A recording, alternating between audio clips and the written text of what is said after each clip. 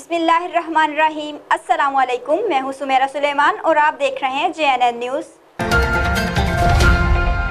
बस्ती Hashmia में गंदगी के ढेर, सीवरेज का गंदा पानी गलियों में, मकीन परेशान। तफसीलात जानते हैं मोहम्मद शकील से।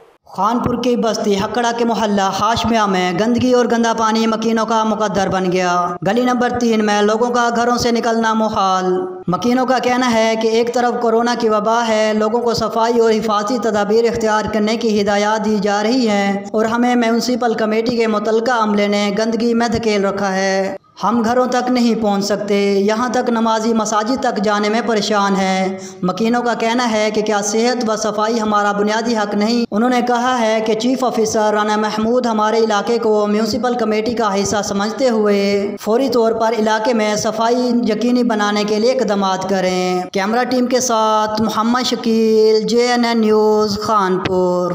बहुत शुक्रिया मोहम्मद शकील तफसीलात से आगाह करने के लिए। मज़ीद खबरों के लिए देखते रहिए JNN न्यूज़।